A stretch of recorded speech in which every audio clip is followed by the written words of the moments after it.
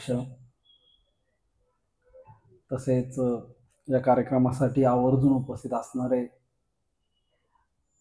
आमचे मित्र व उपायुक्त माननीय उमेश सोनवणे साहेब,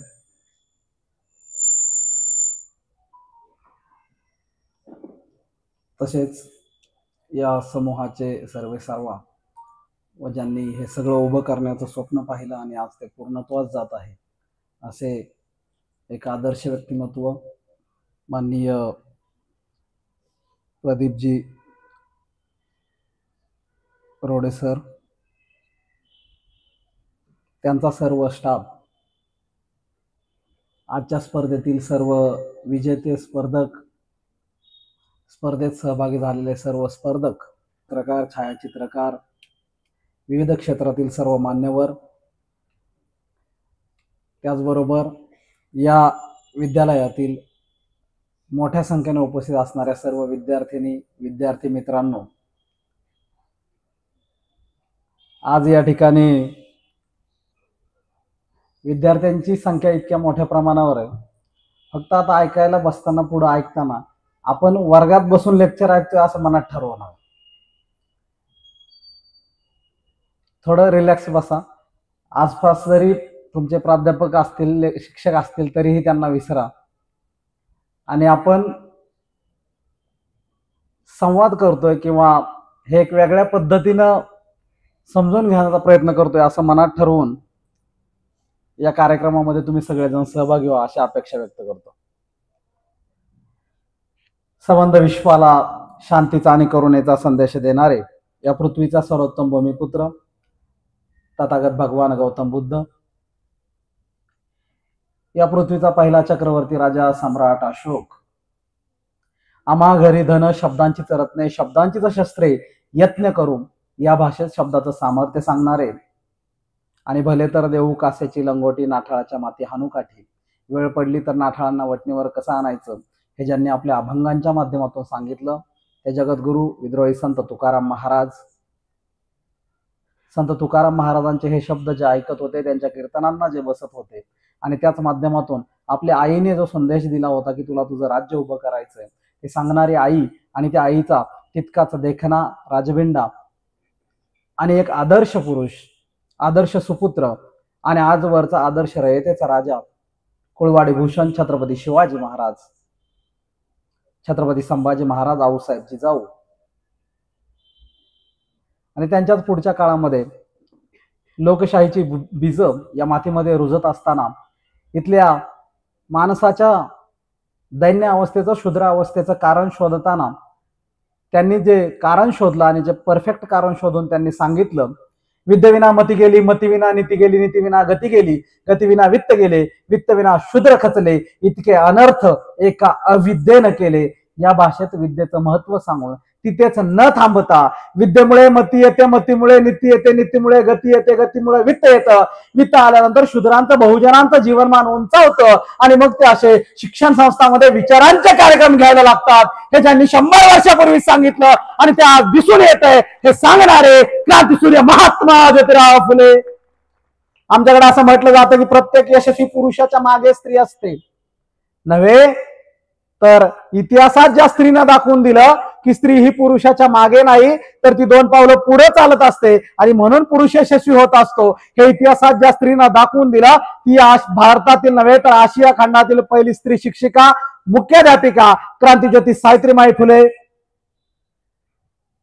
आज देखील या भारतातल्या नाही तर जगातल्या अनेक लोकांना, 99% लोकांना कळत नाही ती संकल्पना म्हणजे आरक्षण, रिझर्वेशन नेमकं काय आहे, ते कशासाठी असतं, ते कुणासाठी असतं आणि ते का द्यावं लागतं हे आज कळत नाही. परंतु आजपासून 125 वर्ष आधी एका राजाला ती संकल्पना कळली, ती समजून घेतली त्यांनी आणि ती त्यांनी तेव्हा कृतीत आणली आणि ती कृतीत आणताना ते म्हणाले आरक्षण म्हणजे खिरापत नाही, कुबड्या नाही, तर आरक्षण म्हणजे पिढ्यानपिढ्या, शतकानुशतके जे मागास आहेत त्यांना पुढे येण्यासाठी दिलेली समानतेची, बरोबरीची संधी म्हणजे रिझर्वेशन आहे हे सांगणारे आणि त्याची सुरुवात करणारा या मातीतला महान राजा, आरक्षणाचे जनक, लोकराजा राजर्षी शाहू महाराज.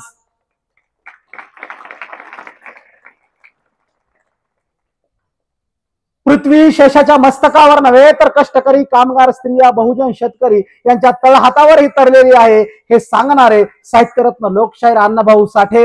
एका स्त्रीच्या हातामध्ये जर तलवार पडली आणि तिच्याबरोबर जर बुद्धिमत्ता सोबतीने ती वापरत असेल तर ती या देशावर राज्य करू शकते हे तलवारीच्या बळावर आपल्या बुद्धिमत्तेच्या जोरावर ज्या स्त्रीनं दाखवून दिलं ते महाराष्ट्रात जन्मास येऊन अगदी मध्य प्रदेशापर्यंत ज्यांनी आपल्या पराक्रमाचे झेंडे रोवले त्या लोकराज्ञी अहिल्यामाई होळकर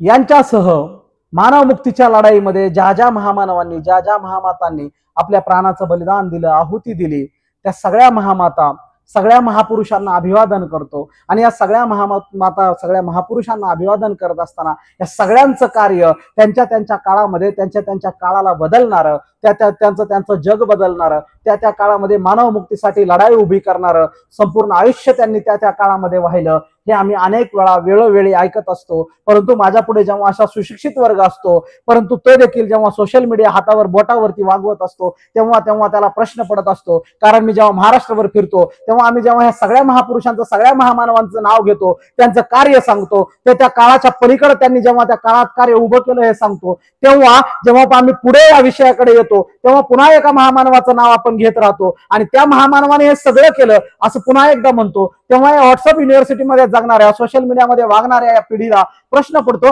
अरे मग ह्यांनी हे तेव्हा केलं होतं महात्मा फुलेंनी तेव्हा शाळा चालू केली शाहू महाराजांनी तेव्हा आरक्षण जाहीर केलं आणि मग हे सगळं पूर्णत्वास नेताना मात्र पुन्हा एका महामानवाचं नव्याने नाव घेतलं जातं आणि त्यांनी ते पूर्ण केलं असं सांगितलं जातं. मग त्या सोशल मीडियातल्या प्रत्यक्षात वाचन नसणाऱ्या पिढीसाठी मला आवर्जून सांगावं लागतं की या सगळ्या महापुरुषांचं कार्य त्यांच्या त्यांच्या काळात आभाळा एवढं होतं परंतु पुढे 21सावं शतक हे लोकशाहीचं शतक जन्मास येतं आणि त्या 19व्या शतकापासून जेव्हा या युगाला प्रारंभ होतो लोकशाहीच्या युगाला प्रारंभ होतो तेव्हा 19व्या शतकाच्या उत्तरार्धामध्ये एक महापुरुष जन्माला येतो आणि त्या महामानवानं त्या विद्यार्थ्यानं या सगळ्या महामानवांचं कार्य हे आपल्या जीवनाचा खरा अर्थ आहे आणि ते आपलं जीवन आहे असं मानून या सगळ्यांच्या कार्याला पूर्णत्व देण्याचा प्रयत्न केला आणि ते कार्य पूर्णत्वास घेऊन जाण्यासाठी त्यांना आपलं आयुष्य वाहिलं आणि ते आयुष्य वाहताना ते ज्या प्रकारे कार्य करतात ते सांगताना मला या जगाला सांगावं वाटतं त्यांच्याविषयी बोलताना म्हणावं वाटतं मृतप्राय झालेल्या कोट्यावधी जीवात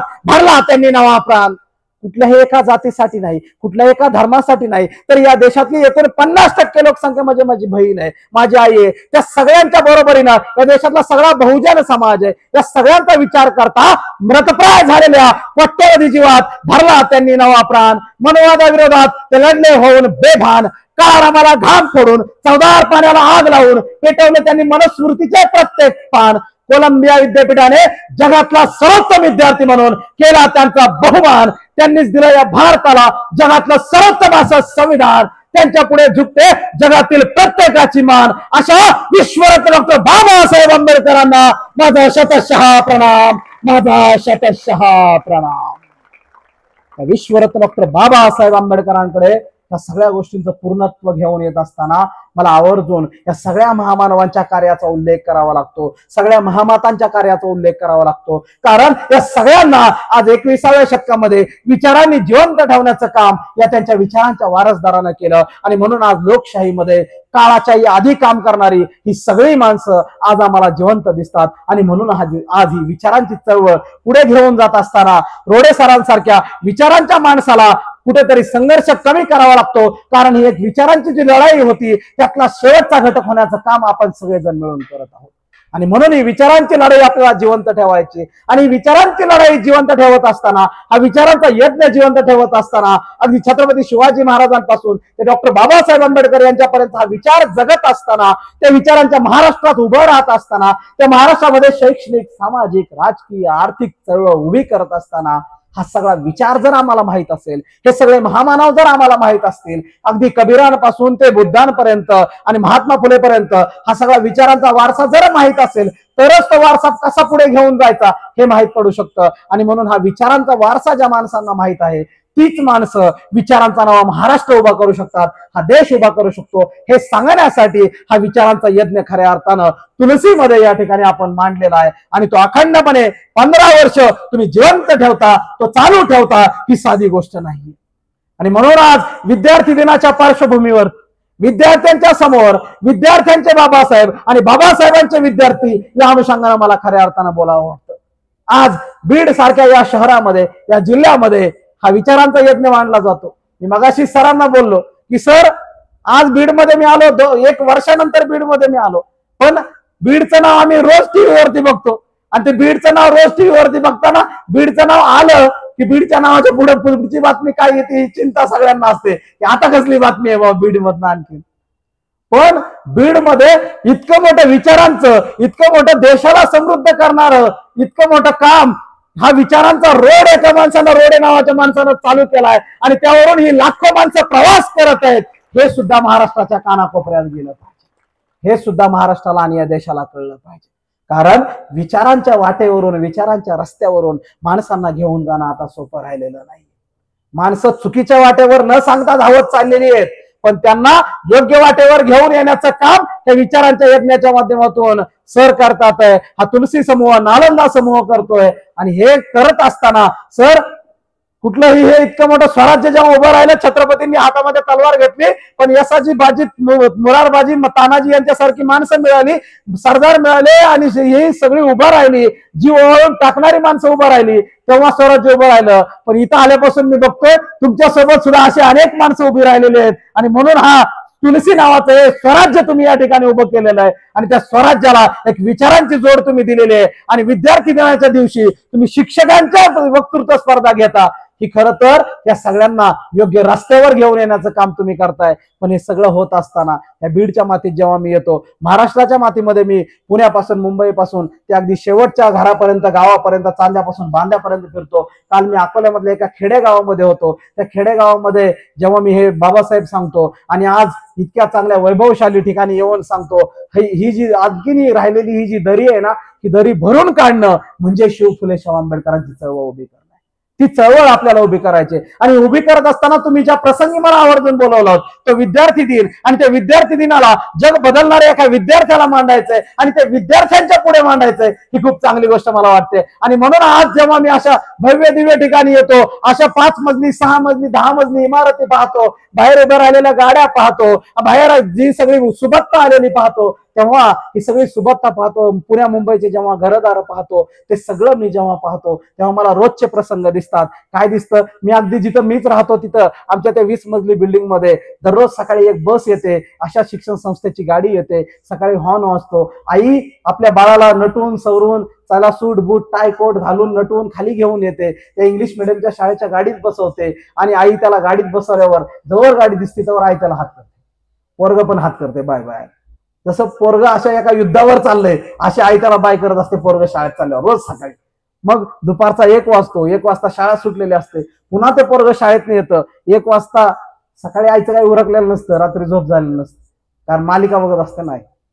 मग दुपारच्या टायमाला आई फ्रेश होऊन मग साडी वगैरे घालून आई त्या पोराला न्यायला येते व्यवस्थित टकाटक, आणि मग त्या पोराला घ्यायला आई येते. त्या सोसायटीतून ते पोरग त्या गाडीतून खाली उतरतं, 5 वर्षाचं 6 वर्षाचं पोरग आहे, त्या गाडीतून खाली उतरतंय, 4 चाकी गाडी त्याला सोडायला आली शाळेतनं, ते पोरग खाली उतरते, आई त्याचं बोट धरते आणि सोसायटीतून आई त्याला घेऊन चालली. वाटेत मावशी दिसतायत, आई म्हणते आंटीला हॅलो कर, पोरग 5 वर्षाचं हॅलो करतं. अंकल दिसतायत, आई म्हणते अंकलला गुड आफ्टरनून म्हण, पोरग गुड आफ्टरनून अंकल म्हणतं. आजोबा दिसतात, त्यांना हाऊ आर यू म्हण. हे सगळं सांगताना त्या आईच्या मनात एक अभिमान असतो, आईला एक आनंद वाटत असतो की माझं 5 वर्षाचं पोरग आज इंग्लिश मिडियमच्या शाळेत जातोय, त्याला घ्यायला गाडी येते, आम्ही लाख रुपये फी भरली, आमचं मुलगा इतक्या चांगल्या शाळेत शिकतोय, ह्याचा आनंद असतो. त्या मुलालाही हे वैभव त्या वयात मिळतं आणि आनंदानं ते मूल शिकत असतं. त्या आईच्या बापाच्या चेहऱ्यावर स्वाभिमान असतो की आमचं मूल एका चांगल्या शाळेत शिकतं, त्याला 4थ्या 5व्या वर्षी आज इंग्रजी बोलायला येतं, ते सूट बूट टाय कोटात शाळेत जातं. हे चित्र मी एका बाजूला आज पाहतो आणि हे चित्र मी जेव्हा पाहतो तेव्हा माझं मन 100 वर्षापूर्वीच्या एका शाळेत जातं आणि माझ्या डोळ्यात अश्रू दाटून येतात. 100 वर्षापूर्वी असाच एक 7-8 वर्षाचा मुलगा, त्याचे पिता त्याला शाळेत सोडायला गेले, याच महाराष्ट्राच्या मातीमध्ये सातारा शहरामध्ये प्रतापसिंह हायस्कूलमध्ये एक बाप आपल्या लेकराला 7 वर्षाच्या लेकराला शाळेत सोडायला गेला. पोराला तिथपर्यंत जाताना आनंद वाटला की आज मी शाळेत चाललोय, मला मित्र मिळतील, मला शाळा, आजपासून मी शाळेत खेळेल, नाचेल, बागडेल, मला आनंदाने तिथे राहता येईल, खेळता येईल. बाप त्या शाळेत मुलाला सोडतो आणि त्या मुलाला शाळेत आल्यानंतर त्या क्षणाला कळतं आपण शाळेत आलो पण आपल्या वर्गात नाही, वर्गाच्या बाहेर बसायचं. 100 वर्ष आधीचे सत्य घटना आहे, ह्याच्यात कुठल्याही रचलेल्या गोष्टी नाहीयेत. हे सगळा इतिहास पाहिलेली माणसं आज जिवंत आहेत. ही 100 वर्षापूर्वी एक मुलगा वर्गाच्या बाहेर बसून शाळा शिकायला लागतो. वर्गाच्या बाहेर बसून शिकणारा तो मुलगा वर्गात काय शिकवलं जातं याकडे लक्ष देतो. विद्यार्थी मित्रांनो, आज आम्ही विद्यार्थी दिन साजरा करताना किंवा शिकत असताना आम्हाला या छोट्या छोट्या गोष्टीमधून हे लक्षात घ्यायचंय. एक मुलगा वर्गाच्या बाहेर बसतो पण वर्गात काय शिकवलं जातं याच्याकडे लक्ष देतो. आज सगळी मुलं मुली वर्गात बसतायत पण वर्गात नाही, वर्गाच्या बाहेर काय चाललंय याकडे लक्ष देतो. याला अपवादी असतात, परंतु आम्हाला यातून हे शिकलं पाहिजे. ह्या गोष्टी आम्ही फक्त व्याख्यानं झाली, आम्ही त्यांची चरित्र ऐकायची, वाचायची, त्यातून आम्ही काय घेतलं हा प्रश्न आम्हाला पडला पाहिजे. या छोट्या छोट्या गोष्टी आमच्या आयुष्यात आम्हाला उतरवता आल्या पाहिजेत. तो 7 वर्षाचा मुलगा वर्गाच्या बाहेर बसतो आणि वर्गात सर काय शिकवतात त्याकडे लक्ष देतो. एक दिवस फळ्यावर गुरुजी प्रश्न लिहितात, विद्यार्थ्यांनो मला सांगा अशा कोणत्या गोष्टी आहेत, अशा कुठल्या वस्तू आहेत ज्या तुम्हाला दिसतात पण त्याला तुम्ही हात लावू शकत नाही. वर्गात बसलेली मुलं हात वर करतायत. एखादा मुलगा उत्तर देतो, सर तो चंद्र, सूर्य, तारे, उंच नारळाचं झाड, त्यावरचा नारळ, त्या आंब्याचं झाड, त्यावरचे आंबे, ती फळं, त्याला आम्ही हात लावू शकत नाही, ती दिसतात आम्हाला. पण बाहेर बसलेला तो मुलगा हात वर करतो. इतक्या सरांचं लक्ष बाहेर गेलेल्या पोराकडे जातं. गुरुजी म्हणतात, अरे भिवा भिवा बाहेर बसून काय सांगायचंय तुला, उठ उठ, काय सांगतोय. भिवा उभा राहिला आणि भिवाने एक पाऊल दाराकडे टाकलं. वर्गातल्या मुलांना वाटलं भिवा आत येतोय, तशी पोरं धावली त्या फळ्याकडं. भिवा जागेवर उभा राहिला. गुरुजी म्हणाले, अरे काय झालं. अहो तो फळ्याला हात लावेल ना, फळ्याच्या मागे आमच्या खायचे जेवणाचे डबे ठेवलेत, त्याला विटाळ होईल हो आमच्या डब्यांना, तो हात लावेल. भिवा जागेवर उभा राहिला. भिवा जागेवर उभा राहिला आणि जागेवर उभा राहिला भिवा पुन्हा बोलता झाला. गुरुजी म्हणाले, सांग भिवा काय सांगतोय. आणि भिवा सांगता झाला. भिवा म्हणाला, गुरुजी त्या शाळेतला हा पाण्याचा माठ आहे ना, तो मला रोज दिसतो पण मी त्याला हात लावू शकत नाही.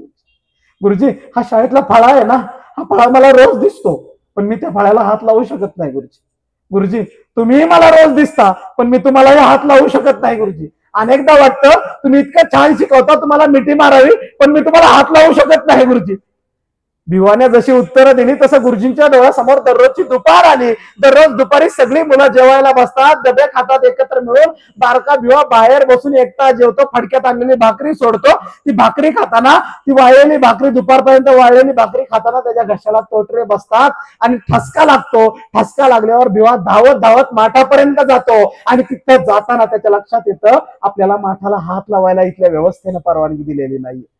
एक मुलगा पाण्यासाठी येतोय, अस्पृश्य पोरगा, शिपाई उठून लांब जातो, त्याच्या मनाला वाटेल तेव्हा माघारी येतो आणि मग त्या भिवाच्या उंजळीत पाणी ओततो. मग भिवाची तहान भागते. अरे तोपर्यंत ठसका लागून त्याच्या डोळ्यातून पाणी येतं पण त्याला पाणी प्यायला मिळत नाही. त्या मुलाला वाटणारच ना की इथं आपल्याला माठाला हात लावायची परवानगी नाहीये. त्या बारक्या विद्यार्थ्यांना दिलेलं उत्तर हे भूगोलाचं, विज्ञानाचं उत्तर नाहीये, तर त्या बारक्या भिवानं तत्कालीन समाज व्यवस्थेच्या तोंडात सनसनीत चपराक मारली होती हे त्या गुरुजींना कळलं होतं. आणि हे समाज व्यवस्थेच्या तोंडात मारणारा तो विद्यार्थी आजच्या विद्यार्थ्यांना कळला पाहिजे. पण त्याच्या पुढे जाऊन आपल्याला या पुढचे बाबासाहेब आता समजून घ्यावे लागतील. मला या ठिकाणी आवर्जून सांगायचंय की ही गोष्ट तुम्हाला पुसटची आजपर्यंत सहज कुठे ना कुठे तुम्ही ऐकली असेल. गेली 15 वर्ष हा जगदीश महाराष्ट्रातल्या गावगाड्यातल्या वाड्या वस्तीवर जाऊन मोठमोठ्या कार्यक्रमामधून बाबासाहेब सांगतो. आजपर्यंत लाखो विचारवंतांनी बाबासाहेब सांगितले, लिहिले, ते सगळ्यांनी ग्रेट पद्धतीने सांगितले. जगातली सगळ्यात जास्त पुस्तकं ज्या माणसावर लिहिली तो महामानव म्हणजे डॉक्टर बाबासाहेब आंबेडकर. मग त्या माणसावर आपण नव्याने काय बोलणार हा प्रश्न माझ्यासारख्या एका तरुण पोराला पडायचा. आणि तेव्हा वाटायचं नव्या पिढीला नव्या भाषेत मोटिवेशनल अँगलने जर बाबासाहेब सांगितले तर नव्या पिढीला ते आपले वाटतील, हृदयाजवळचे वाटतील. आणि त्याचा प्रयास, तो प्रयत्न नव्या अँगलने करण्याचा प्रयत्न केला. आणि म्हणून मित्रांनो याच्या पुढे जाऊन मला तुम्हाला हेच बाबासाहेब वेगळ्या अँगलने सांगताना म्हणावं वाटतं. आम्हाला आजपर्यंत माहित झालं इथल्या बसलेल्या प्रत्येक घरातल्या, इथली बसलेली सगळीच पोरं सदन घरातली नसतील. अगदी उच्चभ्रू नसतील, सगळ्यांच्याच बापाच्या ऐशोआरामाच्या जिंदग्या 5-10 अंकी पगार नसेल, सगळी सर्वसामान्य घरातनं आलेली सर्वसामान्य माणसाने उभी केलेली संस्था, त्यातली सगळी सामान्य पोरं, ह्यांना मला आवर्जून सांगावं वाटतं की आजपासून 100 वर्ष आधीची ही परिस्थिती, 100 वर्ष आधीची ही घटना तुम्हाला आम्हाला सगळ्यांना कळली, सगळ्यांनी ऐकली, सगळ्यांनी ते ऐकून कधी कधी वाईट वाटलं, पण आम्हाला त्या पुढचे बाबासाहेब समजून घ्यायचे, ते सांगायला जगदीश्वर आजपर्यंत इथपर्यंत आलेला आहे. ते बाबासाहेब म्हणजे जो विद्यार्थी वयाच्या 8व्या वर्षी साताऱ्याच्या शाळेमध्ये वर्गाच्या बाहेर बसतो, तोच विद्यार्थी आजपासून 100 वर्ष आधी त्याच्या वयाच्या फक्त 22व्या वर्षी अमेरिकेच्या कोलंबिया विद्यापीठात जातो. That is motivation. यापेक्षा प्रेरणादायी विद्यार्थी जगाच्या पाठीवर कुठला असू शकत नाही. विद्यार्थी मित्रांनो, ही घटना इतकी साधी सोपी नाहीये. आज आमच्या हातामध्ये मोबाईल आहे, आज आम्ही तंत्रज्ञानाच्या युगामध्ये, आज आम्ही गुगलवर आहे, फेसबुकवर आहे, इंटरनेटवर आहे, सोशल मीडियावरशी बघते, काका बघते, अख्खा फॅमिली त्या मागे लागते एका ऍडमिशनच्या. ऍडमिशन होत नसेल, शिफारस पत्र घ्या, आमदाराचं घ्या, मंत्र्याचं घ्या, घेऊन अख्खी फॅमिली जाते. तो 5 वर्षाचा असताना वारली होती. किती? 5 वर्षाचा असताना आई वारली. घरामध्ये अपंग आत्या होती, ती आत्या सांभाळ करत होती आणि वडील सुभेदार होते. नंतर फलटणीतून रिटायर झाल्यानंतर फलटणीतच दुसऱ्या पदावरती मुख्याध्यापक म्हणून काम करायला लागले. त्या मुलाचे ध्येय काय आहे? त्या काळामध्ये जेव्हा ही कुठलीच यंत्रणा नाहीये, ना मोबाईल आहे, ना सोशल मीडिया आहे, ना इंटरनेट आहे, काही नाहीये, त्या काळामध्ये तो मुलगा स्वप्न पाहतोय मला अमेरिकेला कोलंबिया विद्यापीठामध्ये, त्या काळातलं जगातलं सगळ्यात मोठं टॉपचं जे विद्यापीठ आहे तिथं शिकायला जायचं. खिशात कुठलाच पैसा नाहीये, की खूप संपत्ती आहे त्याच्या जोरावर मी जाईल आणि शिकून येईल, असं काहीच नाहीये. एवढंच नाही, यापेक्षा भयानक घटना पुढे होते की जेव्हा ते अमेरिकेला जायचं स्वप्न पाहतात त्याआधी फक्त 6 महिन्यापूर्वी घरात वडिलांचं निधन होतं. आई वडिलांविना पोरका झालेला मुलगा अमेरिकेला जायचं स्वप्न पाहतो. घरामध्ये पत्नी आहे, घरामध्ये लेकरं आहेत 2. ती लेकरं पत्नी यांची अन्नाशी गाठ पडत नाही, कारण शिक्षणावरती लक्ष दिलेला हा माणूस संसारावरती किंवा संसाराकडे जितक्या पद्धतीने पाहिलं पाहिजे, आर्थिक सुबत्ता आणावी याकडे ते सांसारिक सुबत्ता आणण्याकडे लक्ष देत नाहीत. शिक्षण, समाजसेवा याकडे लक्ष देऊन ते स्वतःचा मार्ग स्वतः अवलंबितात. पण त्या काळात तशा स्थितीतही ती आई माझी रमाई त्या बाबासाहेबांना सांगते, साहेब तुम्ही न घाबरता, न कुठलंही बर्डन घेता, कुठलीही काळजी न करता तुम्ही तुमच्या शिक्षणाच्या वाटेवर जा, हा संसार मी सांभाळते. ती सांगणारी माझी रमाई आज इथल्या प्रत्येक आईला आणि दादाला कळली पाहिजे. रमाई ते सांगतात आणि बाबासाहेब महाराजा सयाजीराव गायकवाड यांच्याकडून मंजूर झालेल्या शिष्यवृत्तीच्या जोरावर अमेरिकेच्या वाटेवर पाऊल ठेवतात आणि बाबासाहेब अमेरिकेच्या कोलंबिया विद्यापीठामध्ये दाखल होतात. बांधवांनो, विद्यार्थी मित्रांनो, यातून आम्हाला हे लक्षात आलं पाहिजे की आमची परिस्थिती, आमची आर्थिक स्थिती, आमची सामाजिक स्थिती, आमच्या घरात कोण शिक्षित आहे, कोण अशिक्षित आहे, आम्हाला कोण आडवं येतंय, कोण संकट आणतंय, या कुठल्याच गोष्टी जर तुमच्या मनात जिद्द असेल तर तुम्हाला आडव्या येत नसतात. आजपासून 100 वर्ष आधी जर एक विद्यार्थी आज आम्ही इथल्या इथं तरी का शिकू शकत नाही, हा प्रश्न आम्हाला पडला पाहिजे. आणि हा प्रश्न आम्हाला पडला पाहिजे म्हणजे कुठल्या एका जातीचा विषय नाही, हा कुठल्या एका धर्माचा, एका संघाचा विषय नाहीये, तर हा एक मोटिवेशनल आयडॉल, एक विद्यार्थी स्टुडंट आयडॉल स्टुडंट कुणासमोर आहे? इथल्या प्रत्येक विद्यार्थ्यापुढे असला पाहिजे. जात धर्म पंथ याच्या पलीकडे बाबासाहेब आंबेडकर नावाचा हा विद्यार्थी जो पुढे अजन्म विद्यार्थी राहून आपले विद्यार्थी असण्याचं व्रत निभावतो आणि म्हणून त्याच बळावर ते जगातला आदर्श विद्यार्थी ठरतात. हा आदर्श विद्यार्थी जर इथल्या प्रत्येक विद्यार्थ्यांना समजून घेतला तर प्रत्येक घरातला विद्यार्थी त्याच्या आयुष्यामध्ये त्याने ठरवलेलं ध्येय गाठू शकतो आणि तो त्याचं जग बदलू शकतो. आणि ते जग बदलण्यासाठी शिक्षणाशिवाय दुसरा तरुणोपाय नाही, हेच ते आपल्या आयुष्यात सांगतात. हे आम्हाला लक्षात घ्यावं लागेल. आणि ते बाबासाहेब अमेरिकेला जात आहेत, अमेरिकेमध्ये शिक्षण घेतात आहे. अमेरिकेमध्ये आज अशी परिस्थिती का निर्माण झाली की कोलंबिया विद्यापीठ भारतात नाव काढलं की त्याच्या बरोबरीनं आंबेडकरांचं नाव येतं. इतकं सम व्हावं हे. म्हणजे कोलंबियात ह्या आधीही लाखो विद्यार्थी शिकले आणि त्यांच्यानंतर आजपर्यंतही लाखो विद्यार्थी शिकले, पण कोलंबिया म्हटलं की आज भारतामध्ये बाबासाहेब आठवतात. इतकं समकक्ष या गोष्टी का झाल्या याची कारणं आम्हाला लक्षात घेतली तर आम्हाला विद्यार्थी असताना कसं जगावं हे कळेल. तर विद्यार्थी असताना बाबासाहेब अमेरिकेच्या त्या कोलंबियात जात आहेत. बघा, स्कॉलरशिपच्या बळावर गेलेला तुटपुंच्या रकमेवरती ते जगणार होतो विद्यार्थी, त्यांची हातातोंडाशी तिथेही गाठ पडत नाही. इतकंच नाही तर पण त्याही परिस्थितीमध्ये एक विद्यार्थी म्हणून ते कसे शिकतात आहे ह्याच्याकडे लक्ष देताना मला एक गोष्ट आवर्जून सांगावी वाटते. आज कसं झालंय, आज आम्हाला जर आम्ही अभ्यासाला बसलो आमचा मोबाईल आमच्या पुस्तकाच्या कडेला असतो. मोबाईल टुंग वाजला, एक पान वाचून झालं असतंय, मग आम्ही स्टेटस बघतोय आधी ते. मग स्टेटस बघितला की मग पुढच्या पानाकडे आम्ही काय जातच नाही. त्या स्टेटसला रिप्लाय, दुसरा स्टेटस. पण मग ह्या सगळ्या परिस्थितीमध्ये आम्हाला काय काय शिकायचंय? हे नुसत्या साजरं करायच्यात का या गोष्टी? तर हे विद्यार्थी दिन, हे वाचन, हे सगळं साजरं करत असताना, यावर बोलत असताना आमच्या आयुष्यात काय आलं पाहिजे? तर हा विद्यार्थी, भारतातून अमेरिकेत शिकायला गेलेला हा विद्यार्थी, यांचा अभ्यास करणं काय होतं तिथे गेल्यानंतर, हे मी तुम्हाला एका वाक्यात सांगू इच्छितो. ते एका वाक्यात सांगताना मला म्हणावं वाटतं, त्या कोलंबिया विद्यापीठाची लायब्ररी उघडताना, ती लायब्ररी उघडताना त्या लायब्ररी समोर येऊन आधीच उभा राहिलेला पहिला विद्यार्थी, आणि ती लायब्ररी बंद होत असताना त्या लायब्ररीतून बाहेर काढावा लागणारा सगळ्यात शेवटचा विद्यार्थी एकच असायचा. त्या विद्यार्थ्याचं नाव म्हणजे भीमराव रामजी आंबेडकर होतं. हे अभ्यास करणं आम्हाला त्यांच्याकडून शिकावं लागतं. हे अभ्यास करणं आम्ही शिकलं पाहिजे.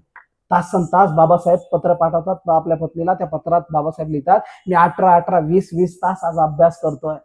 याच्या पुढे त्या पत्रात ते लिहितायत, माझ्या विद्यार्थी मित्रांनो, आज महाराष्ट्राची आणि देशाची एकूण स्थिती पाहता, तरुणाईची सगळी परिस्थिती पाहता मला हे उदाहरण सांगावं वाटतं, खूप गरजेचं वाटतं. एका पत्रात ते आपल्या पत्नीला लिहितात, अगं रामू, या भागामध्ये, या देशामध्ये इथलं जे वातावरण आहे, त्या वातावरणात राहण्यासाठी लोक दारू पितात. कारण त्या वातावरणात शरीराला मॅच करण्यासाठी ते घ्यावं लागतं, आणि त्यासाठी सगळे लोक ते घेतात. पण रामू, तुला सांगू का रामू, त्या दारूला कधी स्पर्श करावा असं मला वाटलंच नाही आजपर्यंत. रामू, मी कधी त्या दारूला आजवर स्पर्श केला नाही. माझ्या विद्यार्थी मित्रांनो, आज व्यसनाधीनतेचं प्रमाण इतक्या प्रमाणावर वाढत असताना, अगदी लहान लहान मुलं पुण्या मुंबईकडे, आमच्या भागामध्ये सगळीकडे अगदी शालेय विद्यार्थी सुद्धा व्यसनाधीनतेकडे वळत असताना, या परिस्थितीमध्ये आमच्या समोर जे आमचे आदर्श आहेत, छत्रपती शिवाजी महाराजांपासून ते महात्मा फुलेंपर्यंत, महात्मा फुलेंपासून ते डॉक्टर बाबासाहेब आंबेडकरांपर्यंत, ह्यातली कुठलीच माणसं आयुष्यात कधी व्यसन करत नाहीत. आणि आम्ही मात्र, आम्ही ह्यांचे वारस, हे आमचे बाप, आणि मी त्यांचा योद्धा, मी त्यांचा अंक, हे सगळं म्हणत असतो. पण ते आमच्या आयुष्यात आम्ही त्यांचे विचार कोणते उतरवतो, हा प्रश्न आम्हाला पडला पाहिजे. हे बाबासाहेबांचं जगणं त्यांना मानणाऱ्या प्रत्येक विद्यार्थ्याने समजून घेऊन ते आपल्या आचरणात आणलं पाहिजे. ते बाबासाहेब अमेरिकेमध्ये शिकतात, त्या कोलंबिया विद्यापीठात बाबासाहेब अभ्यास करत बसतात. लायब्ररीत मी तुम्हाला सांगत होतो, लायब्ररीत बसून तिथे अभ्यास करताना त्या लायब्ररीचा एक नियम आहे, इथे बसून कुणीही काही खायचं नाहीये. इथे बसून कुणीही काही खायचं नाहीये. परंतु त्या लायब्ररीयांच्या एक गोष्ट लक्षात येते की आंबेडकर हे विद्यार्थी इथं बसून खिशातून काहीतरी काढतात. दुपारी जेवणाला सगळे विद्यार्थी बाहेर जातात तेव्हा, आणि खिशातून काहीतरी काढून गपचूप खातात आणि त्यावर पाणी पितात.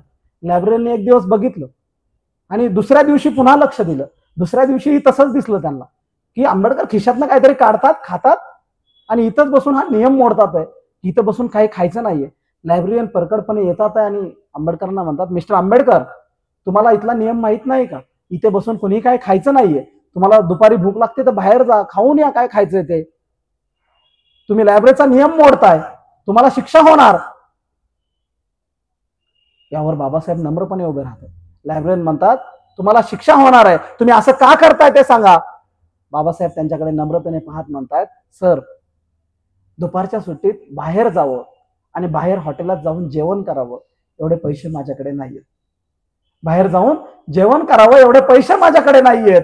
आणि दुसरी गोष्ट, बाहेर जाऊन जेवण केलं जरी असले पैसे, तरी बाहेर येण्या जाण्यात जो वेळ जितका जाईल तेवढा वेळही माझ्याकडे नाहीये. मला लवकर हे अभ्यास पूर्ण करून माघारी जायचंय. माझ्याकडे पैसे नाहीये तिथे जास्त दिवस राहायला, वेळ नाहीये. म्हणून मी खिशामध्ये काय आणलंय ते हात घालून खिशातून काढतात आणि लायब्ररीच्या समोर धरतात. लायब्ररीयन अवाक होतात. बाबासाहेब खिशातून पावाचा उरलेला अर्धा तुकडा काढतात आणि लायब्ररीच्या समोर धरतात. लायब्ररीयन म्हणतो, मिस्टर आंबेडकर, पावाच्या तुकड्यावर तुम्ही दिवस काढताय?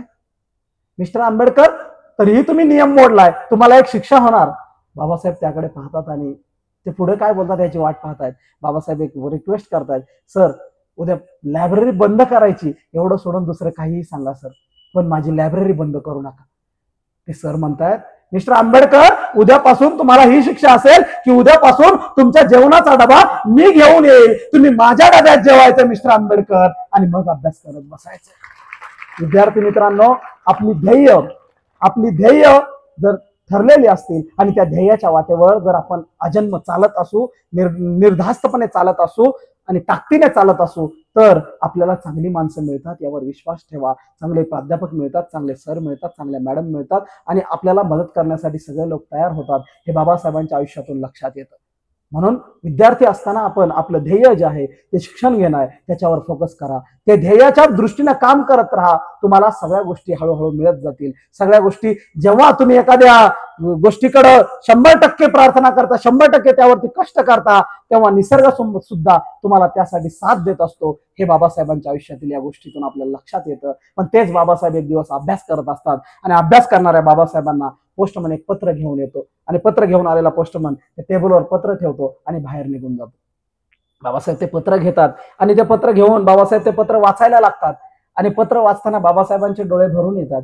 बाबासाहेब आपला चष्मा काढतात, डोळे भरून आलेले पुसतात, कारण बाबासाहेबांना आलेलं पत्र होतं माता रमाईचं भारतातून आणि पत्रात लिहिलं होतं, प्रिय साहेब कसे आहात, तुम्हाला साष्टांग नमस्कार, आम्हाला तुमची खूप आठवण येते साहेब, तुम्ही गेल्यापासून गंगाधर सारखा विचारतो, यशवंत सारखा विचारतो, साहेब तुम्ही कशा आहात, पण साहेब एक सांगण्यासाठी हे पत्र खास पाठवलं, आपला लाडका गंगाधर खूप आजारी आहे साहेब, मी त्याला अनेकदा डॉक्टरांकडे घेऊन गेले, पण डॉक्टर म्हणले आता खूप पैसे असतील तर याच्यावर उपचार होतील आणि त्याच्यावर उपचार नाही झाले तर तो वाचणार नाही. साहेब तुम्ही लवकरात लवकर पैसे पाठवा, तुम्ही पैसे पाठवलेत की मी त्याच्यावर उपचार करून घेते आणि त्याच्यावर उपचार झाले का आपला गंगाधर चांगला होईल. साहेब मी तुमच्या मनी ऑर्डरची वाट पाहते. साहेब स्वतःची काळजी घ्या, स्वतःला जपा, तुमचीच रामू. साहेबांनी ते पत्र वाचलं. पत्नीला पैसे हवेत आणि कशासाठी, तर आपल्या लाडक्या लेकराला वाचवण्यासाठी. त्याच्यावर उपचार नाही झाले तर तो वाचणार नाही. साहेबांचे डोळे भरून आलेत. साहेबांनी दुसरं पत्र हातात घेतलं, साहेबांनी पत्र लिहिलं. दुसऱ्या दिवशी ते पोस्टमनकडे गेलं. काही दिवसांनी भारतातल्या मुंबईतल्या त्या 10x10च्या खोलीत राहणाऱ्या माझ्या आईला रमाईला ते पत्र मिळालं. पोस्टमन दिसला, रमाईला वाटलं पत्र म्हणजे आता मनी ऑर्डर आली असेल. रमाई धावत धावत पैसे घेण्यासाठी पोस्टमनकडे गेल्यात, पण पोस्टमनने हातात पत्र ठेवलं. रमाईने पत्र घेतलं आणि त्याच्याकडे पाहत राहिल्या. पोस्टमन म्हणला मनी ऑर्डर नाही, फक्त पत्र आलंय. आईने ते पत्र घेतलं आणि घरात गेल्या आणि ते पत्र वाचायला लागल्या. पत्र वाचताना माझ्या रमाईला आवडला गिळला, माझ्या रमाईनं डोळे भरून आले होते. पत्रात साहेबांनी लिहिलं होतं, प्रिय रामू तुझं पत्र मिळालं, मी बरा आहे आणि तुझ्या पत्रात वाचलं की गंगाधर खूप आजारी आहे आणि त्याच्यावर उपचार करायला पैशांची खूप गरज आहे. पण रामू गंगाधर मागील खूप दिवसांपासून आजारी आहे आणि मला असं वाटतं की आता त्याला पाठवण्यासाठी माझ्याकडे काहीच पैसे नाहीये. पण मला असं म्हणायचंय रामू, एक बाप काय म्हणतो, एका बापाचं हृदय ते लिहिताना काय काय वाटलं असेल हा विचार करा. बाबासाहेब लिहितात की रामू जर पैशाविना उपचाराविना जर गंगाधर वाचत नसेल तर त्याला जाऊ दे, पण मी पैसे नाही पाठवू शकत रामू तुला. रामू पुढचं वाक्य साहेबांचं आहे, कुणाच्याही डोळ्यात पाणी आलेलं. साहेब लिहितात की रामू माझ्याकडे पैसे नाहीयेत म्हणून मी दुपारी जेवत नाहीये, मी एकच वेळ जेवण करतो. रामू रामू माझ्याकडे पैसे नाहीयेत, मी तुम्हाला कसलेच पैसे पाठवू शकत नाही. गंगाधरवर जमेल तसे उपचार कर, त्याला वाचवायचा प्रयत्न कर, पण अट्टहास करू नको. तो जात असेल तर त्याला जाऊ दे. बाकी सर्वांची काळजी घे, मी लवकरच मायदेशी शिक्षण पूर्ण करून येईल. माझ्या रमाईने हे पत्र वाचलं. एका आईला हे वाचताना काय वाटलं असेल. माझ्या रमाईनं ते पत्र बाजूला ठेवलं, पदर खवला, त्या बाळाला हातात घेतलं आणि हातात घेऊन ती रमाई गंगाधरला घेऊन डॉक्टरांकडे गेल्या. डॉक्टरांकडे बाळाला ठेवला आणि बाळाला ठेवून डॉक्टरांना हात जोडून म्हणाल्या, डॉक्टर साहेब माझ्या पदरात जेवढे पैसे आहेत ना, एवढ्या पैशात जमेल तसा उपचार माझ्या लेकरावर करा, माझ्या लेकराला वाचवायचा प्रयत्न करा.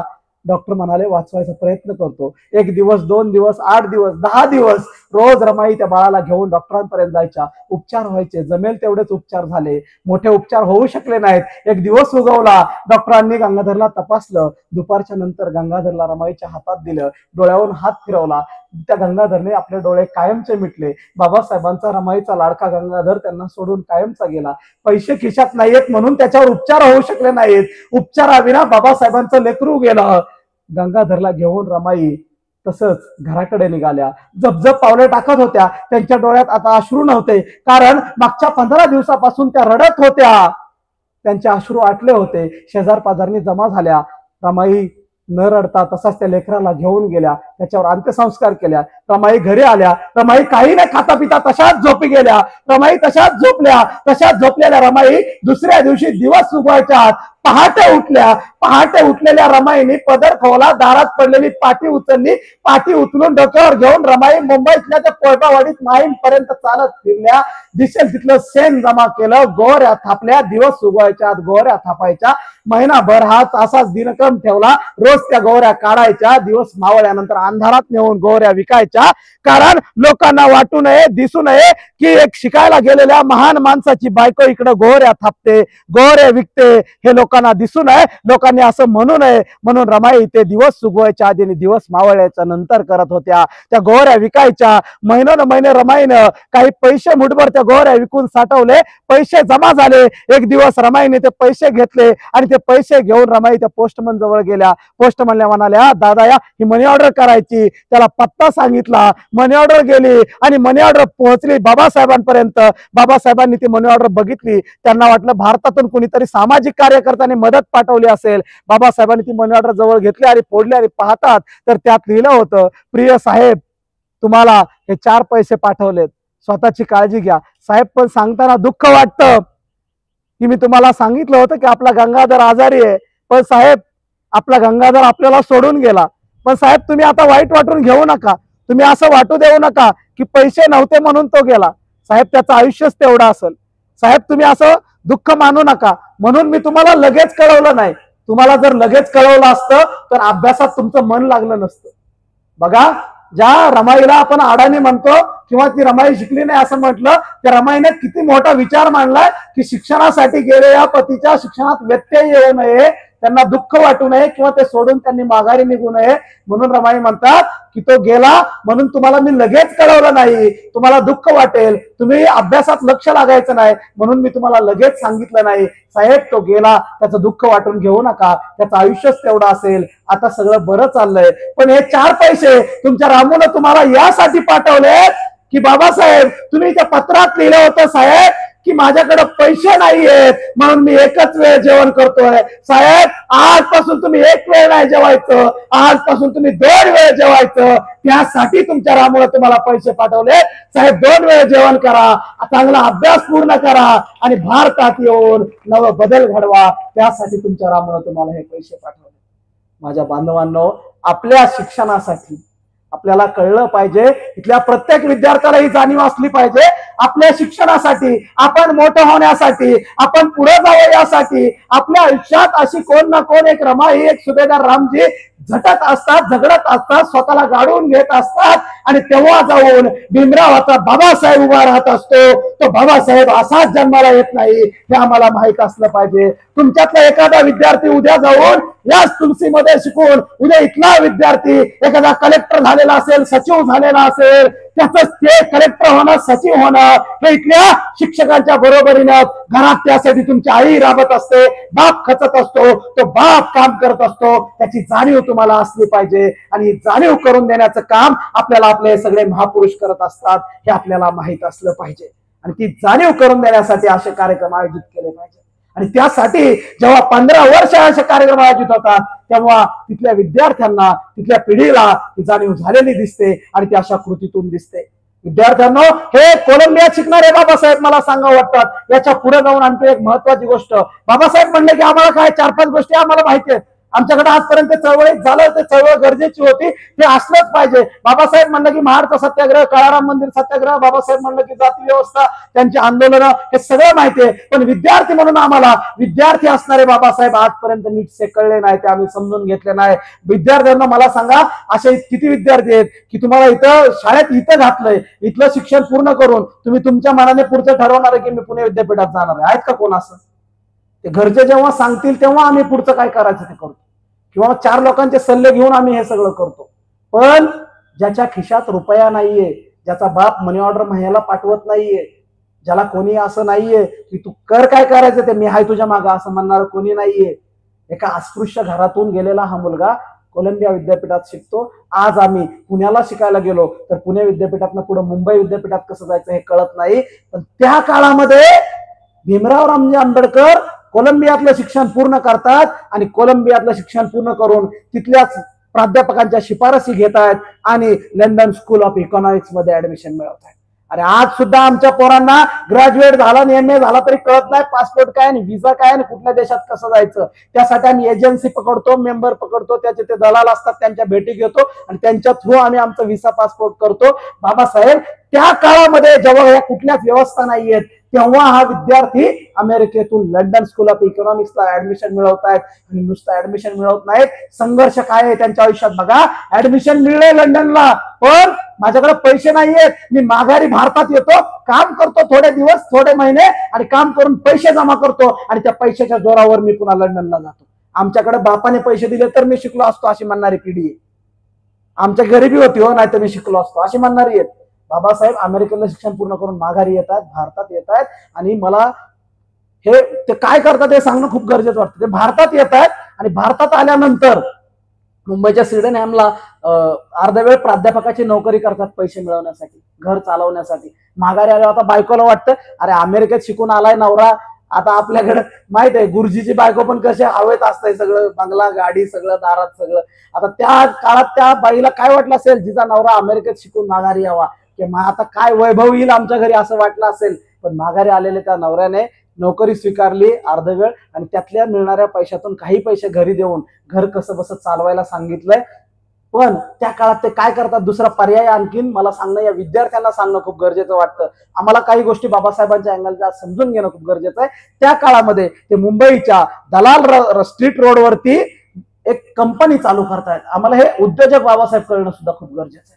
ते मुंबईच्या त्या दलाल स्ट्रीट वरती, आता जिथं शेअर मार्केटचं टॉपचं इमारत आहे ना, आता आपल्याकडं शेअर मार्केट निफ्टी विफ्टी हे कळायला 2020-21 यावं लागलं. आणि मग आम्हाला वाटायला लागलं हे शेअर मार्केट आलं म्हणजे आम्ही लय हुशार आहे, त्यातलं मोठं मार्केट आहे, त्यातलं पैसा आहे. मग आमच्याकडे आता लोक म्हणतात शेअर मार्केट येतं म्हणजे तो लय भारी आहे, त्याला लय ज्ञान आहे आर्थिक, असं आत्ता म्हणतात. एक विद्यार्थी 1917-18च्या त्या काळामध्ये भारतात आल्यानंतर स्वतःची शेअर मार्केट विषयी सल्ला देण्याची शेअर्स अँड स्टॉक्स नावाची कंपनी मुंबईच्या त्या दलाल स्ट्रीट वरती तेव्हा चालू करतायत. आणि उद्योजकांना, इतर उद्योजकांना शेअर मार्केटमध्ये गुंतवणूक कशी करायची याचा सल्ला देणारी कंपनी स्वतः बाबासाहेब चालू करतात. हे उद्योजक बाबासाहेब आहेत. हे उद्योजक बाबासाहेब आजच्या पिढीला माहित असले पाहिजे. बाबासाहेब तेव्हा एका त्यांच्या पारशी मित्राकडून उसने पैसे घेत आहेत 3,000 रुपये आणि ते उसने पैसे घेऊन शेअर मार्केटमध्ये गुंतवणूक करतायत. त्यांना त्यातून चांगले रिटर्न्स मिळतात आहे. ते चांगले रिटर्न्स मिळवून त्याच्यामध्ये पुन्हा गुंतवणूक करतात आहे. एवढंच नाही तर शाहू महाराजांशी पुढच्या काळात त्यांची ओळख झाली आणि महाराजांनीही त्यांच्या कंपनीमध्ये काही पैसे गुंतवले. पण बाबासाहेबांची ही कंपनी, आता हा आपल्या देशाचं खरं वास्तव इथं आणखीन प्रकर्षानं तिथून आजपर्यंत जे चालत आलंय ते जाणवतं की हळूहळू हे भीमराव आंबेडकर म्हणजे तेव्हाच ते असं वाटायचं की ते असं चांगल्या उच्च भ्रू घरातलं सवर्णाचं एखाद्या, पण ते हळूहळू माहीत झालं उद्योजकांना की ही एका अस्पृश्याची महाराजची कंपनी आहे. आणि हळूहळू त्यांच्याकडे सल्ला घ्यायला येणारी लोक कमी झाली आणि त्यांना पुढच्या काळात ती कंपनी बंद करावी लागली.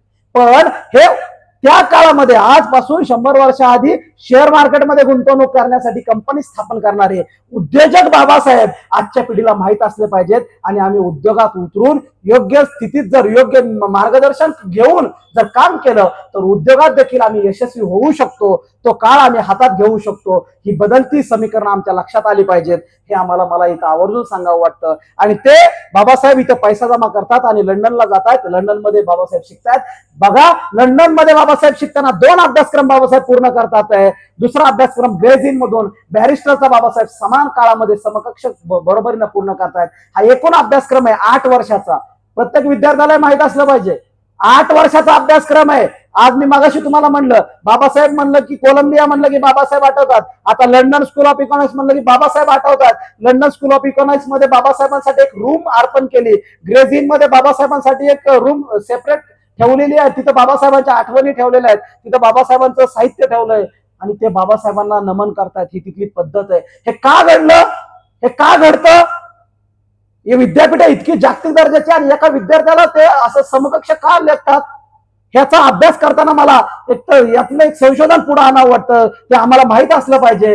या विद्यापीठांच्या इतिहासामध्ये सगळे विद्यार्थी, म्हणजे आमच्याकडे जर एखादी बालवाडी जरी काढली सर, त्याचा अभ्यासक्रम तयार करतो आपण, तुम्ही आता करत असते, तर त्याचा अभ्यासक्रम असतो, ह्याला अ आई आलं पाहिजे, एबीसीडी शब्द एवढा या वयात एवढं येतं, म्हणजे हा वर्षाचा अभ्यासक्रम असा डिझाईन केला जातो आणि तो अभ्यासक्रम हुशार लोक तयार करतात.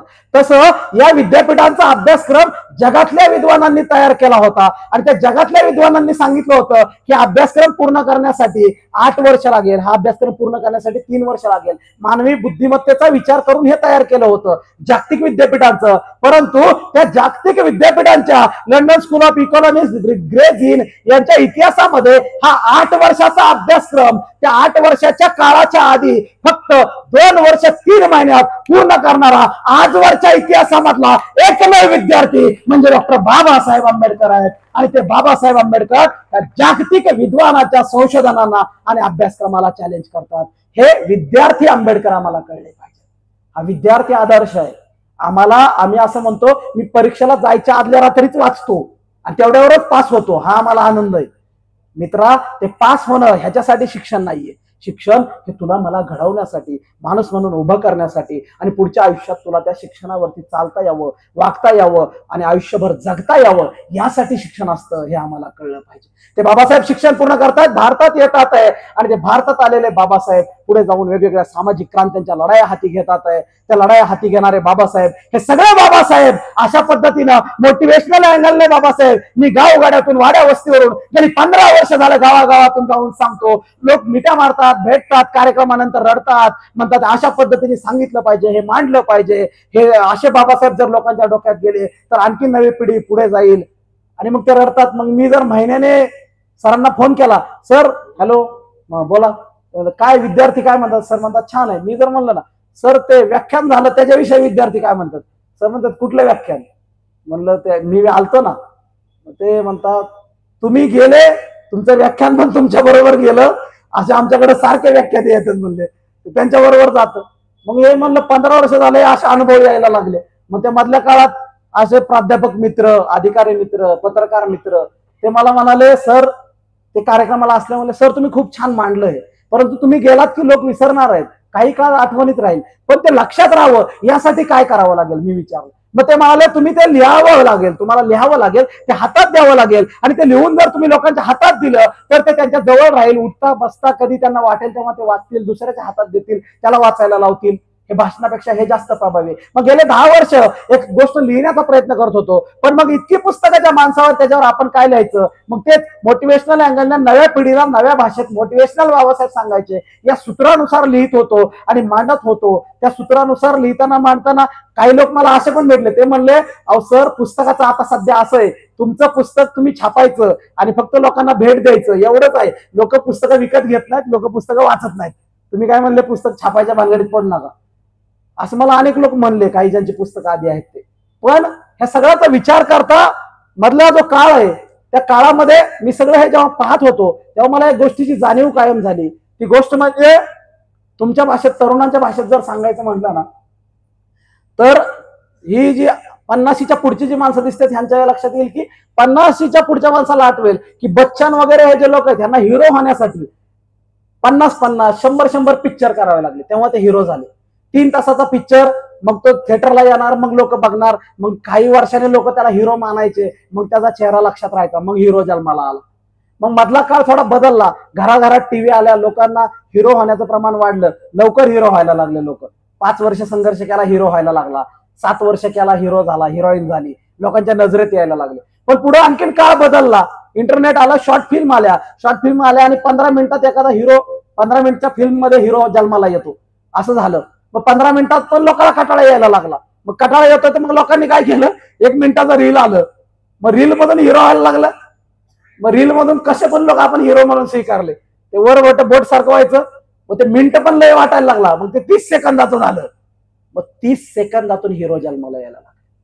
मनोरंजन क्षेत्रात 30 सेकंदातून हिरो जन्माला यायला लागले. गुलीगत धोका आमच्याकडे, तुमच्याकडे आहे का? आहे ना, बुक्कीट टेंगू गुलीगत धोका. 30 सेकंदात हिरो हा, लोकांच्या मनावर राज्य करा, हे एका बाजूला चाललेलं असताना या नव्या पिढीचा प्रतिनिधी म्हणून हे सगळं पाहत असताना सर मला असा प्रश्न पडत होता की नव्या पिढीला जसा मनोरंजन क्षेत्रामध्ये या सिने क्षेत्रात हा जो बदल घडला तसा साहित्य क्षेत्रात आपण काय बदल केला. आजही चरित्र वाचायचं म्हणलं तर 400-500 पानाची पुस्तकं आम्ही जेव्हा ह्या पिढीच्या हातात देऊ, तेव्हा ही पिढी जी 30 सेकंदाचं रील पाहत नाही, ती पिढी 400 पानाचं पुस्तक हातात घेतल्यानंतर ते पुस्तक फक्त कव्हर बघतं आणि ठेवून देतं. ही परिस्थिती निर्माण झाली. आणि म्हणून ह्याच्या अँगलने लिहावं लागेल हा विचार मनात होता आणि तो विचार घेऊन लिहित होतो. 18 साली पुण्यामध्ये एक घटना घडली, भीमा कोरेगावला काय दंगल झाली एक मोठी. त्यानंतर मुंबईला एक मोर्चा होता. त्या मोर्चासाठी मी पुण्यातून चाललो होतो. पुण्यातून जात असताना पुण्याच्या बाहेर निघालो, चांदणी चौकाजवळ गाडीतून चाललो होतो. आमच्या गाडीला एक मोठा ऍक्सिडेंट झाला. माझ्या गाडीला ऍक्सिडेंट एवढा भयानक होता की त्या ऍक्सिडेंट मध्ये मी रस्त्यावरती बेशुद्ध पडलो. माझ्या ब्रेनला इंजुरी झालं आणि ब्रेनला इंजुरी झालं. रस्त्यावरच्या लोकांनी उचललं, हायवेला असणाऱ्या दवाखान्यात दाखल केलं. खिशातला फोन काढला, काही लोकांनी रिटर्न कॉल केले, काही ओळखीचे मित्र वगैरे आले.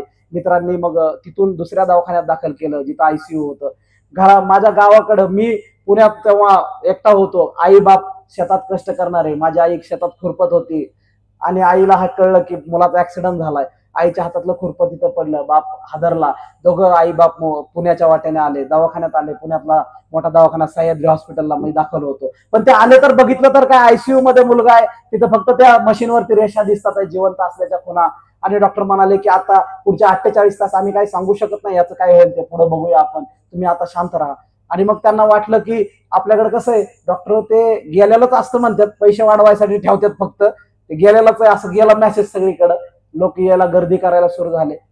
आणि मग 2 दिवस 4 दिवस उपचार होत राहिले. 4-8 दिवसांनी डॉक्टर म्हणाले की उपचाराला प्रतिसाद देतोय आणि हालचाल सुरू झाली. मग आई बाप पहिल्यांदा भेटायला आत आले.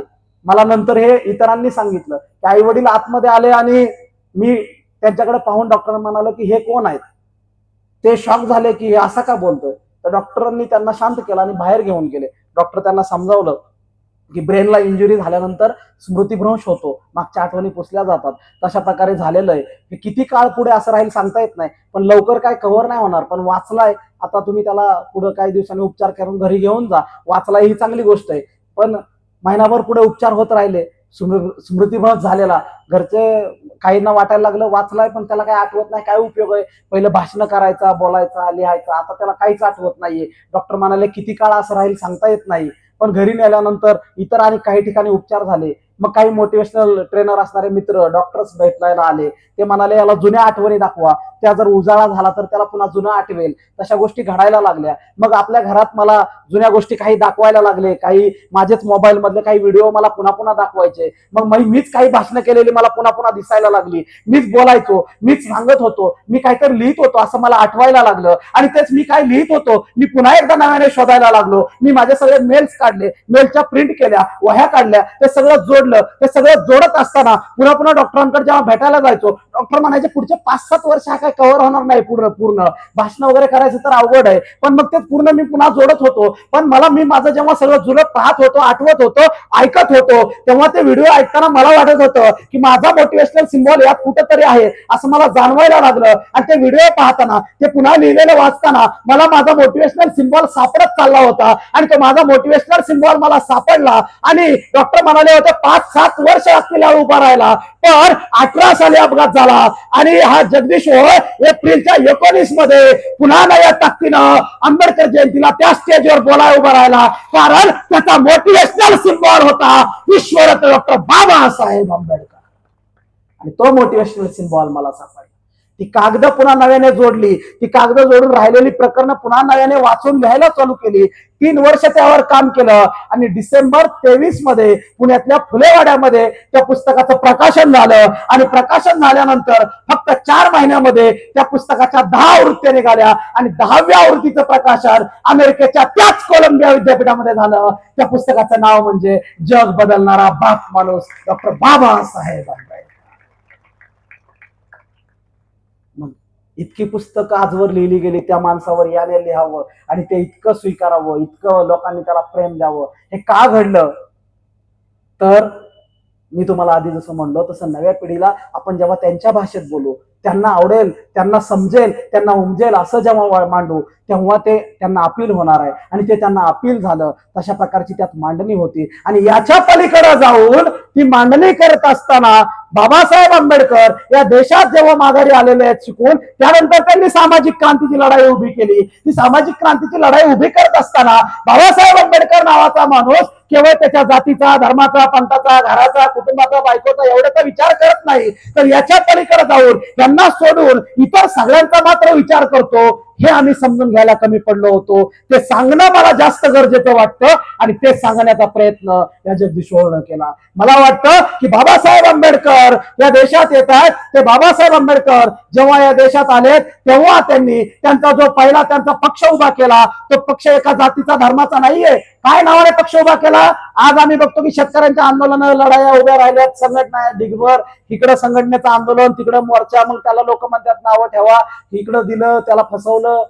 अरे 1937 साली भीमराव रामजी आंबेडकर नावाचा महामानव, कोलंबिया लंडन इथं शिकून आलेला महामानव, त्यांचा जो पहिला पक्ष उभा करतो त्या पक्षाचं नाव आहे स्वतंत्र मजदूर पक्ष. काय? कामगारांसाठी पक्ष उभा करणारा हा माणूस, केवळ कामगारांसाठी पक्ष, ज्यांच्या कामगारांच्या ध्येय धोरण, कामगारांना आपला केंद्रबिंदू मानून इथल्या किती कामगार, आता कामगार हा एका जातीचा, धर्माचा आहे का? या देशातला कोणीही कामगार असू द्या, त्याच्यासाठी लढायचं, त्याच्या हक्कांसाठी लढायचं, हे ब्रीद घेऊन बाबासाहेब कामगारांसाठी काम करतात. आणि ते बाबासाहेब इथल्या सगळ्यांना आज समजले पाहिजे. काय करतात बाबासाहेब कामगारांसाठी? इथल्या कामगारांना तेव्हा त्यांचे मालक जे आहेत, कंपनीचे मालक किंवा कुठेही कामाला जाईल तिथला मालक, 18 तास, 15 तास कामावर राबवून घ्यायचे. त्यांना कधी परमनंट केलं जायचं नाही, त्यांना कुठलीच गोष्ट बोनस नाही, पगार मानाने कामगाराला, मालकाला वाटेल तेवढा दिला जायचा. बाबासाहेब पुढे जाऊन कामगार मंत्री होतात तेव्हा बाबासाहेब या कामगारांसाठी जे पाऊल उचलतात ते खूप महत्वाचं आहे. बाबासाहेब या कामगारांच्या कामाच्या 16 तासाचे 8 तास का करणारा कामगार नेता म्हणजे डॉक्टर बाबासाहेब आंबेडकर आहे. हे आजच्या प्रत्येक कामगाराला, कामगाराच्या लेकराला आणि उद्या काम करणाऱ्या प्रत्येक विद्यार्थ्याला माहित असलं पाहिजे. ह्या कामगारांना परमनंट केलं पाहिजे व्यवस्थापनाने, हे बाबासाहेब सांगतात. आज आम्ही परमनंट झाल्यावर पेढे वाटतो, आम्हाला माहित असलं पाहिजे कामगाराला परमनंट करण्याचा कायदा कुणी आणला? हे बाबासाहेबांनी सांगितलं की कामगारांना परमनंट केलं पाहिजे. एवढंच नाही, माझ्या इथं आया बहिणी इतक्या मोठ्या संख्येने बसले, त्या तरुणींना, इथल्या शिक्षकांना, प्राध्यापकांना, या समाजातल्या प्रत्येक घटकाला माहित असलं पाहिजे. आज तुम्ही जर इतिहास बघितला, तुम्ही जर तुमच्या गावातली स्थिती बघितली तर 10 वर्षापूर्वी तुमच्याकडे जर कामाला घरी एखादा पुरुष येतो तर त्याला हजेरी असायची 300 रुपये आणि स्त्री येते तर तिला हजेरी होती 100 रुपये. का? आणि स्त्री ही त्याच्यात एवढं काम करायची तरी तिला हजेरी 100 रुपये, 50 रुपये, पुरुषाला जास्त. बाबासाहेब त्याआधी 70 वर्षापूर्वी सांगतायत पुरुषाला आणि स्त्रीला समान काम, समान वेतन असलं पाहिजे. म्हणूनच सरकारला हे मान्य करावं लागलं आणि म्हणूनच सरांना आणि मॅडमला पगार समान असतो, कलेक्टरला आणि कलेक्टर बाईला पगार समान असतो. ह्याचं कारण आहे बाबासाहेब तेव्हा सांगतायत समान काम समान वेतन. बांधवांनो, हे आणखीनही झिरपतंय, आणखीनही 100% पूर्णत्वास गेलं नाही. म्हणून काय काय लोक मला म्हणतात, अहो सर तुम्ही ते सारखं बोलता की महात्मा फुलेंनी शाळा काढली, बाबासाहेबांनी संघर्ष केला. अहो त्यांनी नसतं केलं तर कुणी तर केलं असतं, कशाला सारखंच रडायचं? त्या मूर्खांना मला, आता सगळे विद्यार्थ्यांना मला लय सभ्य बोलायला लागतं तुमच्याकडे, मग तिथं त्यांना सांगावं लागतं काय, ह्यांनी करून 100 वर्ष झालं तरी आणखी ते 100% पूर्णत्वास गेलं नाही.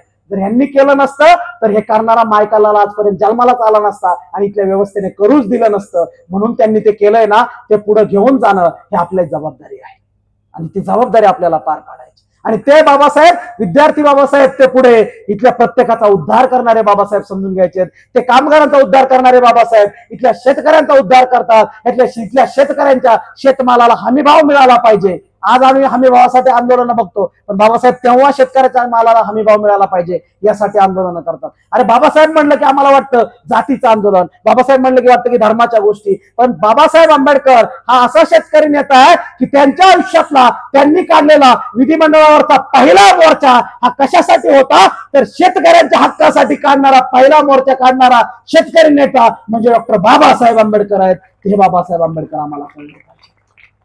हे स्त्रियांचे बाबासाहेब त्या पलीकडे जाऊन इथल्या प्रत्येक आया बहिणीला माहित असले पाहिजे.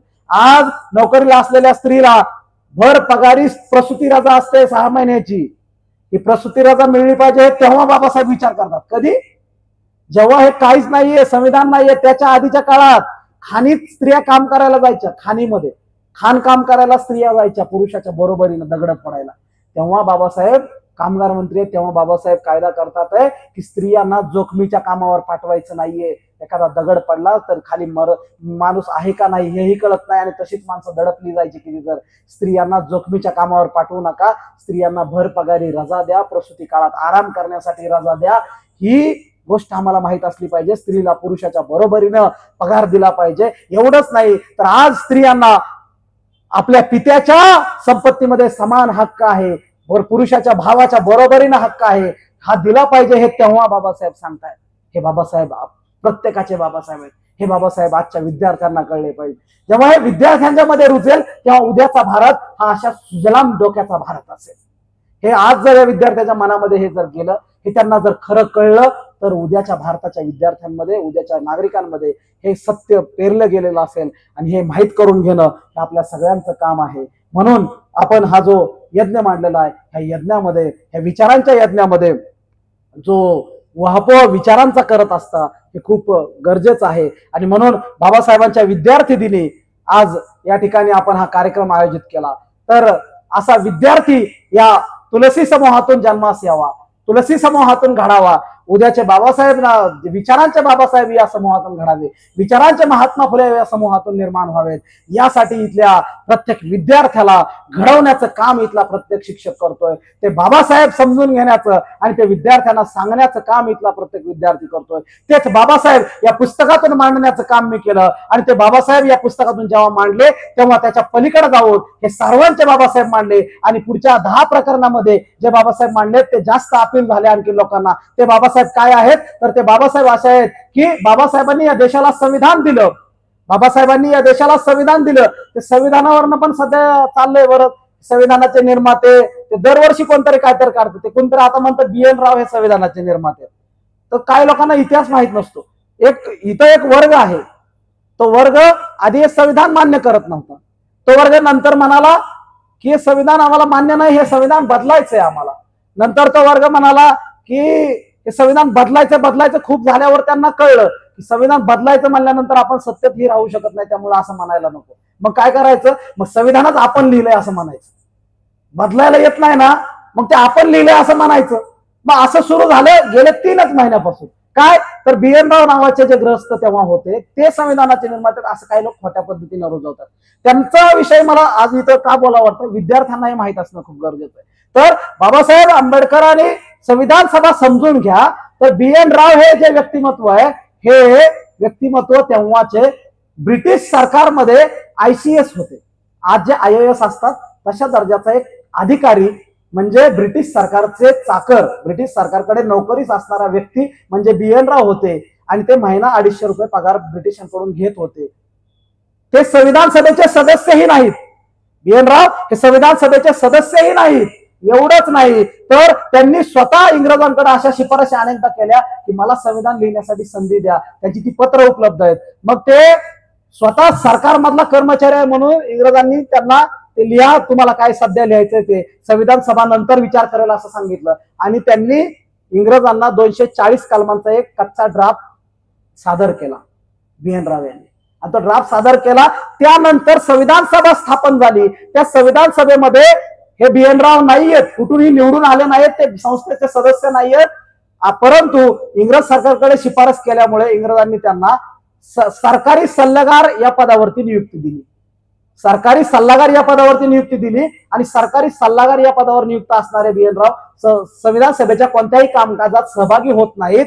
बाबासाहेब आंबेडकर मसुदा समितीचे अध्यक्ष होतात. मसुदा समितीचे अध्यक्ष झाल्यानंतर जुना जो ड्राफ्ट आहे तो बाबासाहेबांच्या समोर येतो. आणि तो ड्राफ्ट समोर आल्यानंतर बाबासाहेबांनी तो ड्राफ्ट आधी पाहिला. त्या ड्राफ्टचं हे वैशिष्ट्य होतं BN राव यांनी मांडलेल्या त्या ड्राफ्ट मध्ये या देशातल्या वंचितांच्या, बहुजनांच्या, SC ST OBC आणि याच्या पलीकडे जाऊन या देशातल्या 50% महिला यांच्याविषयीची कोणतीच तरतूद वेगळी केलेली नव्हती.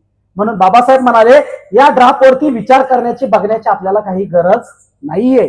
हा ड्राफ्ट बाजूला ठेवा. आणि बाबासाहेबांनी सगळी मांडणी नव्याने केली. आणि 240 फुटं आणि बाबासाहेबांनी 395 कलमांचं संविधान या देशाला सुपूर्द केलं. आणि ते करत असताना बाबासाहेबांना 2 वर्ष 11 महिने 18 दिवस लागले असं आपण म्हणतो. पण बाबासाहेबांना ते पूर्ण करताना फक्त काही 4-5 महिन्याचा कालावधी लागला. परंतु त्यांच्या गुणवत्तेच्या जोरावर त्यांनी ते कमी कालावधीत पूर्ण केलं. पण ते देशासमोर 7-9 महिने ठेवलं की देशाने हे पाहावं, त्याच्यावर ऑब्जेक्शन घ्यावं, काय वाटतं ते सांगावं. त्याच्यावर 7,000 सूचना आल्या. बाबासाहेबांनी त्या सगळ्या वाचल्या. त्यातल्या 2,000 सूचनांचं बाबासाहेबांनी निराकरण केलं. 5,000 सूचना विचार करण्यासारख्या नाहीत म्हणून बाबासाहेबांनी त्याचा विचार केला नाही असं सांगितलं. आणि संविधान सभेत सतत त्यावर चर्चा होत राहिली. 190 पेक्षा जास्त डिबेट झाल्या. बाबासाहेबांनी त्याला उत्तरं दिली. 1948 पासून बाबासाहेब त्यावर बोलत राहिले.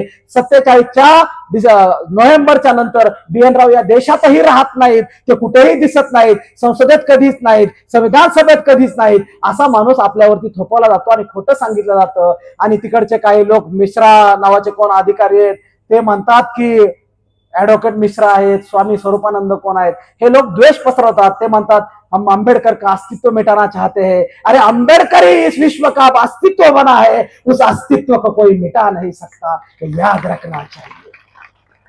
आंबेडकर हे इथल्या माणसांचं अस्तित्व झालंय, इथल्या वंचितांचं, शोषितांचं, एका जातीचं नाही. ज्या कोणाला वाटतं ना आंबेडकर आमचे आहेत, त्यांना मुस्काडले पाहिजेत. हे आंबेडकर आमचे आहेत म्हणणारे हे जे आहेत ना, त्यांनी आंबेडकर आमचे आहेत म्हणताना आधी समजून घ्या तुम्ही त्यांना किती आचरणात आणलंय. बाबासाहेब माझा बाप आहे हे म्हणताना प्रत्येकाने माझ्या बापाने काय केलं, त्यातल्या मी कुठल्या वाटेवर आहे आणि किती चालतोय. अरे माझा बाप जर 100 वर्षाच्या अमेरिकेला गेला तर मी अनेक बीड सोडून पुणे विद्यापीठात बी का गेलो नाही, हे आम्हाला विचारलं पाहिजे. हे प्रश्न इथल्या तरुणाईला पडला पाहिजे. म्हणून बाबासाहेबांचा, शिवरायांचा, फुलेंचा, शाहू महाराजांचा, सावित्रीमाईंचा, अहिल्याबाईंचा, अण्णाभाऊंचा जय जयकार करताना इथल्या तरुणाईला ही जबाबदारी माहित असली पाहिजे की त्यांच्या वाटेवर आम्ही कुठे आहोत, त्यांची सांगितलेल्या वाटेवर आम्ही चालतोय का, त्या वाटेवर चालण्यासाठी आम्ही प्रयत्नशील आहोत का, हे जर माहित असेल तर चालत असलो तर तो जय जयकार करा, अन्यथा आधी ते चालायला सुरुवात करा, ते आचरणात आणा. आणि म्हणून मी या पुस्तकात एक वाक्य लिहिलंय, चारोळी लिहिलेले, शोधू नको भीमाला मूर्तीत दगडांच्या, शोधू नको भीमाला मूर्तीत दगडांच्या, सापडू दे भीम माझा कृतीत माणसांच्या, सापडू दे भीम माझा कृतीत माणसांच्या. बाबासाहेब ही मूर्तीत नाही तर कृतीत सापडण्याची गोष्ट आहे. बाबासाहेब हे विद्यार्थ्यांच्या कृतीत दिसले पाहिजेत, इथल्या शिक्षकांच्या, जनमानसांच्या, प्रत्येकाच्या कृतीत दिसण्याची गोष्ट आहे. त्यामुळं त्यांचा फक्त जय जयकार करू नका. सगळ्या महामानवांचा, महामातांचा केवळ जय जयकार न होता त्यांना अंगीकारूया, त्यांना आचरणात आणूया. आणि त्यांना जर आचरणात आणलं तर नक्कीच बीडची परिस्थिती बदललेली असेल ना. नाही, सगळ्यांचीच परिस्थिती बदललेली असेल. ती बदलण्यासाठी या सगळ्या महामानवांनी कार्य केलं, तेच आपण पुढे घेऊन जाऊया. आता तुमच्या गाडींची वेळ झालेली आहे, जेवणाची वेळ झालेली आहे, आणि म्हणून मी आवर्त घेतोय जाता जाता वामनदादांच्या शब्दामध्ये, तुम्ही सर रोडे सर वामनदादांचा करंडक एवढं चालवता, त्यांच्या जयंतीला इतका मोठा कार्यक्रम करता. मी असं व्याख्यान केलं नाही की वामनदादाच्या शब्दाशिवाय ते पूर्णत्वास गेलं.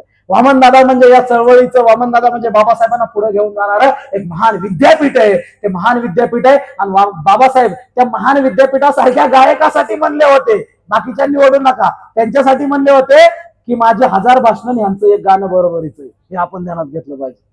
तर वामनदादाच्या शब्दात समारोप करेल. वामनदादा म्हणतात, भीमा तुझ्या मताचे जर 5 लोक असते तर तलवारीस त्यांच्या न्यारेच टोक असते. काय सांगू गड्या तुला, भीम माझा कसा होता, लेकरास जशी माय, भीम माझा तसा होता. फक्त अस्पृश्यांचा, गुलामांचा नव्हे, अखंड भारतीयांचा उंचविला माथा, फाटक्या बंडीचा भीम माझा खिसा होता, फाटक्या बंडीचा भीम माझा खिसा होता. बोलताना काही चुकलं असेल तर ते या जगदीश ओहोळचं आहे, बरोबर आहे, तेवढं या सगळ्या महामानवांचं आहे असं म्हणून घरी घेऊन जा. जाताना फक्त 3 गोष्टी सांगतो. आयुष्यात कोणतंही व्यसन करू नका, उच्च शिक्षित व्हा, आणि बाबासाहेबांनी सांगितलेल्या बुद्धांच्या वाटेवरती चालत राहा, एवढा संदेश मनात कोरून घरी घेऊन जा. अख्खं व्याख्यान विसरलात तरी चालेल. या पुस्तकाच्या मराठी बरोबरच हिंदी आवृत्ती आलेली आहे आणि मराठी आवृत्तीची 60वी आवृत्ती आता चालू आहे, एवढं सांगतो. आणि आपण जे प्रेम या पुस्तकाला दिलं त्याबद्दल मी आपल्याला शतशः नमन करतो आणि आपली रजा घेतो. जय भीम, जय भारत, जय संविधान.